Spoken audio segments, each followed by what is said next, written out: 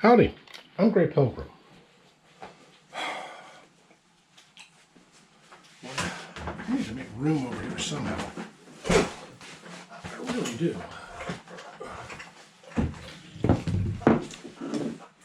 What you're looking at here is a Chinese Type 56. Basically, let me move this up just a scotch. There. Basically, this is an SKS. Recently, there was an attempt on President Trump's life, and this is the rifle used. Only the one that was used there had been totally what we call bubbed, meaning it had a synthetic stock, bells and whistles, gimshaws and gadgets all over it. This one has not been bubbed. This is the way they really come. This is not an SKS exactly. The main difference is this bayonet. It is a spike bayonet. The SKS originally had a blade bayonet. Many of the Cold War Eastern Bloc countries had versions of the SKS. This is the most like the Russian one that you could get, and it was dirt cheap, and that's why back in the day a lot of people bought this, because it was a cheap rifle you could pick up. There were others. For instance, this is a Czechoslovakian CZ or VZ52. And the VZ52 is well, it was the Czech version of the SKS, but see, they were in the Eastern Bloc. And the idea, by the way, on the SKS is a built-in bayonet, and this also has a built-in bayonet. The SKS and the Type 56 are chambered in 7.62 by 39, the standard round that the AK-47 uses, the standard Cold War Russian round in all Eastern Bloc countries. This one, on the other hand, is 7.62 by 41. Czechs just got to be different. And this one is actually, it's a different operating system, totally different design, but it's also elegant compared to this thing. This thing is a good design. I'm not knocking it, but this one, well, you know me, I like to collect weirdness. And this is the peak of weirdness in Cold War rifles. Well, another one that also joined the Eastern Bloc, but decided to go their own way, was Egypt. And they came up with the Rasheed. The Rasheed is a cross between an SKS. It has a blade bayonet just like an SKS should have, but it's not an SKS. This is actually a derivative of the AG-42 Yeoman. And these are as rare as rooster eggs in the United States. About 5,000 of these were made. You can look it up on Wikipedia. They'll have a totally different number. They'll have a totally different article. It's all moonshine. About 5,000 of these were made.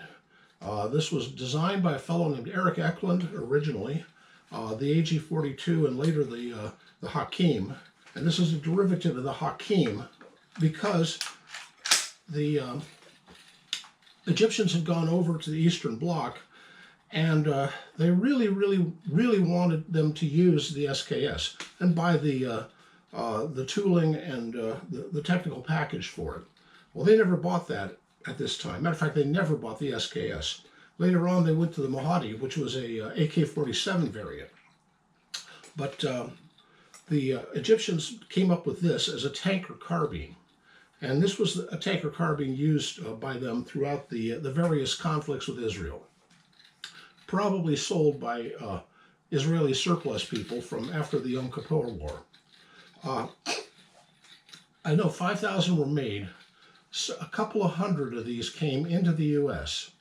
And I guarantee of all the ones you've seen, this one is in the best condition of any of them. It's a beautiful little rifle. It shoots like a dream, and I love it. What I'm trying to point out is that there were a lot of different variants on this concept. About 10 rounds held in the magazine. That holds 10 rounds. These ones have detachable magazines. This one does not. The one he used was bubbed and had a detachable AK-47 add-on magazine. I've got one around here somewhere, the kind that would fit on this thing. And it will work, but it's clunky, it's cumbersome, it's cheap. I prefer the original. I shot this gun. I like it. It's okay. I prefer the the Rasheed to that. But, it's a good gun if you want a cheap semi-auto carbine rifle. But, and the problem is that idiots like the guy who took a pot shot at Trump used Bubba machines. And on top of that, he had the stupidity of wiping the serial number off of the thing. What a moron. And by the looks of things, he has a rap sheet going back, like 10 or 15 pages. Of course, the mainstream media is telling you all about what a good guy he is. Yeah. And the real casualty of this, since Trump is okay, the real casualty is pompous politicians are going to use this to try and ban this rifle, both from import and from sale to the civilians. It's a good quality rifle. A lot of people in America have a copy of this. They have this one, or they have the original the original Soviet. There's also a Yugoslav variant, an East German variant. I think there's even a North Vietnamese variant. I know there was a Vietnamese variant. I think it was actually a reworked Russian. There's also a North Korean variant, but that's rare too because, of course, they don't do any kind of export.